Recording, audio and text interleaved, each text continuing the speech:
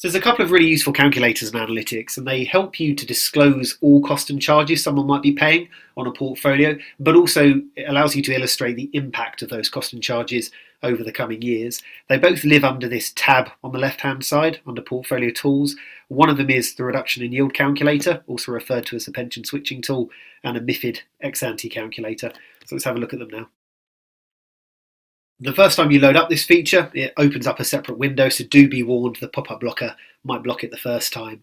And they're laid out side by side, ex-ante cost and charges calculator on the left and the reduction in yield tool on the right. So in terms of the ex-ante cost and charges calculator, to get started, hit the button at the bottom. So the process from here is pretty linear. You just go step by step by step until you get to the results tab at the very end. And because it's a MIFID ex-ante calculator, obviously you can only really use this on an investment portfolio, obviously funds that disclose MIFID costs and charges. So initially you've got to select a portfolio. So if you open up the long list, go and select a portfolio you want to analyse. For me, it's my model portfolio 3.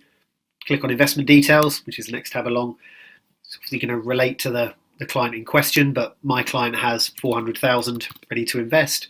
Over what investment term do you want to project this over? With MIFID, it only really needs to be 2 or more years, but I'm just going to stick to 10. What growth rate do I want to use to project going forward? I want to project on a 4% basis, but you've just got to use something logical. I would assume over the coming years, my investment solution should be able to achieve at least 4% a year. Next is investment product charges. So this is where it sucks out all of the different costs and charges, MIFID style, on the funds that you're currently investing into. It looks at all of the funds within your portfolio, goes and aggregates the one-off charges you're paying, the ongoing charges, the transactional costs, and any incidental costs at the very bottom. And it gives you the overall figure of 0.57. Now, these aren't set in stone. You can amend them. So, for example, I might want to take off the one-off charge because I know that the platform I'm going via, I won't be charged any one-off charges for the underlying funds. So I can negate that by taking it away. Next up is service charge. So these next set of charges obviously relating to the service being offered, and for the most part you can click on that little blue arrow and it will expand the service fees you need to include, advisor fee, platform fee, and any DFM fee. So for the advisor, maybe I'm charging 0.5, the platform that I'm using is 0.3, and the DFM fee, because I am using a DFM MPS, perhaps that happens to be 0.27. And if you click on the results tab at the very end, so the final results page is a nice little illustration that you can give back to the client that will disclose all of the costs and charges they're going to be paying over the coming 10 years in this case, and the reduction in yield they'll suffer as a result of those charges.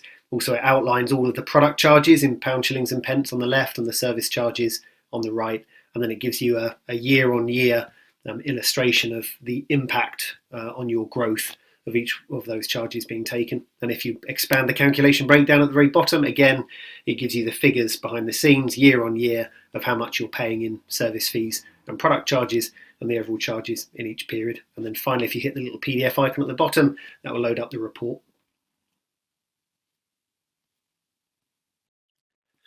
Now, coming right the way back to the yield calculator homepage, we've covered off the ex-ante cost and charges calculator. The alternative calculator to use is the RIY tool. Now, as I said earlier, a lot of us refer to this as our pension switch tool because pensions, for one, don't obviously fit in the MIFID requirements for cost and charge disclosure, so you won't be getting the incidental, the transactional, etc. So for kind of pension contracts, you're better off using the RIY tool. And the other benefit the RIY calculator gives you is you can compare the cost and charges of 2 solutions side by side, which again is what makes for a very good pension switch illustration, because you can clearly show to a client, these are the charges you're paying now, these are the charges you'll be paying once you go ahead with my advice, and this is the impact of those charges going forward over whatever term. So let's take a look at this now. I want to compare 2 portfolios, so we'll start by selecting the button at the bottom.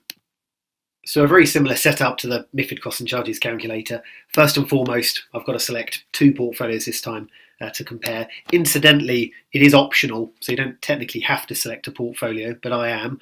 I'm going to say I've got a client called Keith Baker, and he's got a pension, and I'm suggesting he look at investing elsewhere, maybe my model portfolio 2. If you click on investment details, next up, what's the contract size? I'm going to say this is a 400k contract again.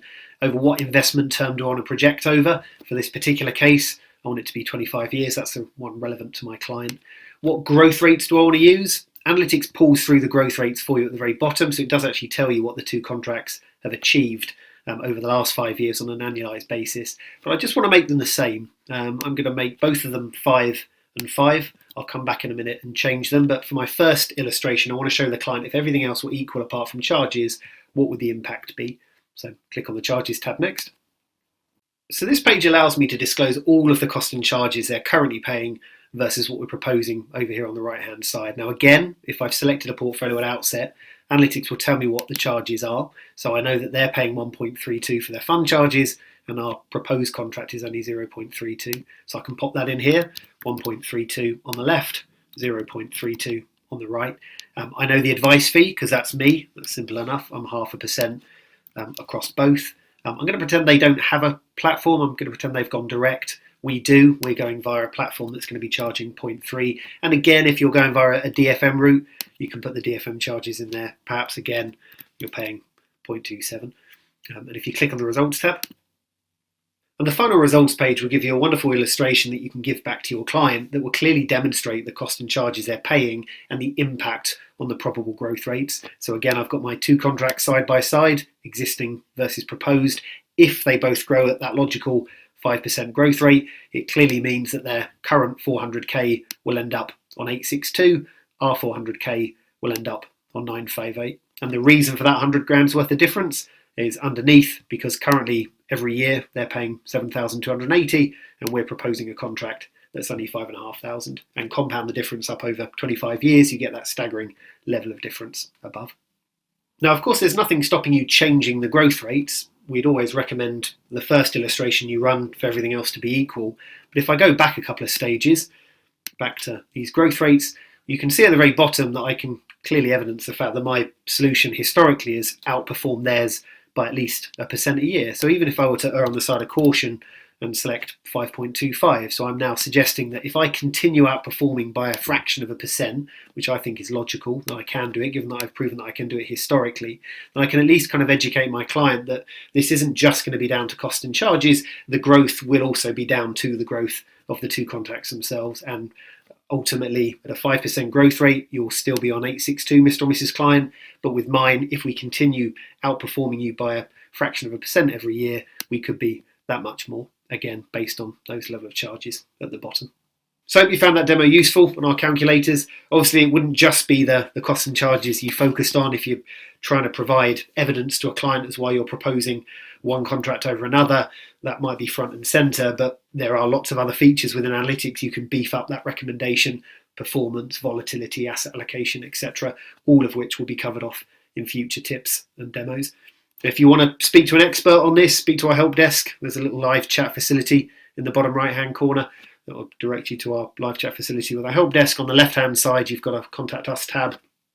I'll give you details on how to contact the help desk, both via phone and email. And don't forget, we have got a training team as well. The training team put together a load of useful guides for every single feature on analytics. And you can also schedule a training session and even take the analytics exam